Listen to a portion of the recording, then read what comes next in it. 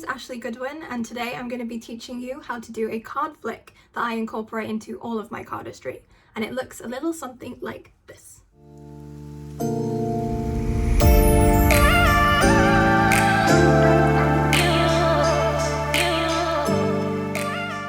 So I'm going to be using the Cherry Casino playing cards in Sahara Green. It's one of my favourite colours. They do come in, I think it's over 10 different colours now. I have a bunch of them here.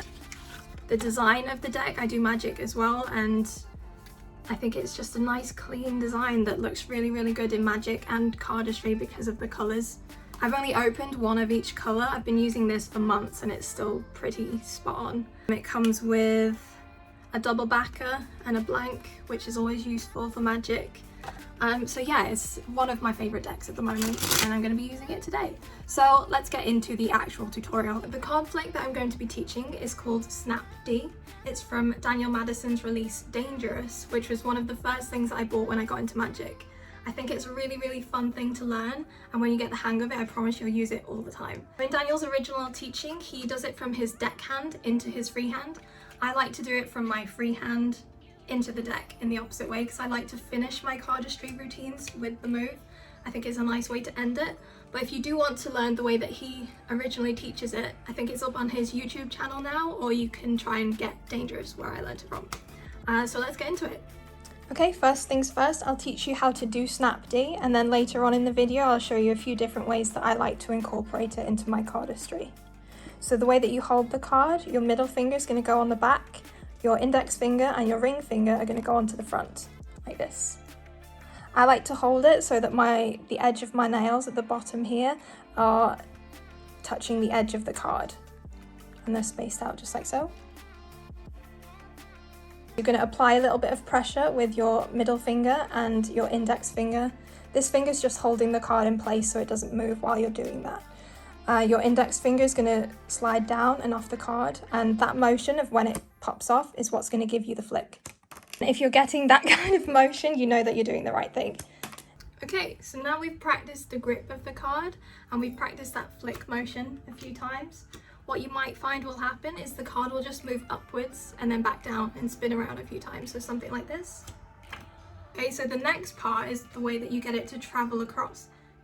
Again, just a quick example of what the card should look like if you just apply the pressure with your index finger. You snap it down and the card should just flick up slightly and then fall back. To get the card to move across, at the same time that you flick it, also flick your wrist upwards. This doesn't need to be a big motion, just enough to give the card some momentum to move in the direction you want it to. I've slowed this clip down to show you what I mean. So you'll see I get ready to do the move by bringing my hand down, and then as I flick the card with my index finger, my wrist flicks up at the same time, just there. I'll show you again. Once you combine these two moves, if you find that the card is flicking across, but it's going too far or not far enough or not in the right direction, it's just a case of adjusting it slightly until it starts to get more accurate. With enough practice, you'll get used to the amount of pressure that you need to apply when you flick the card. You'll get used to the positioning that you need to get it to land where you want to each time, and you'll be able to do it over and over again. One of my favourite things about this move is that you can make it as big or as small as you want. As you see there, it was quite small, but with a bit more pressure, you can get it to go much higher.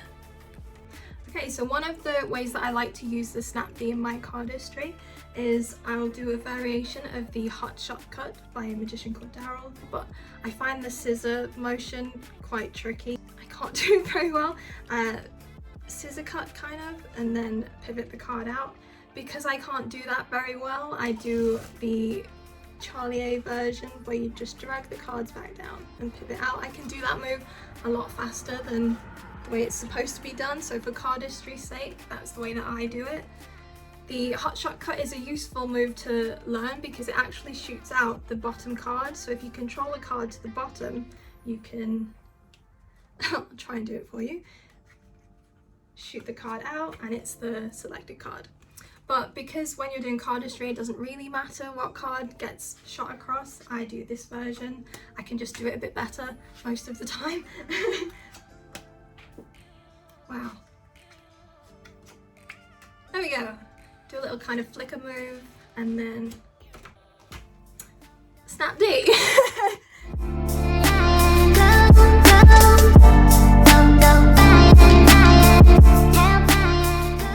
I just think that looks really cool, especially if you can shoot it in slow motion and get the card to move about slowly. It looks really good. I hope you found this tutorial useful. If you've got any more questions, feel free to drop me a message. I would recommend checking out Daniel Madison's video for the original handling as well. You might find that useful. Don't be put off. It is quite a tricky move, but I think it's worth it. I think it's worth the practice. Again, I've been using the Cherry Casino Sahara Green playing cards today, one of my favorites. Thank you so much for watching, and I'll see you next time.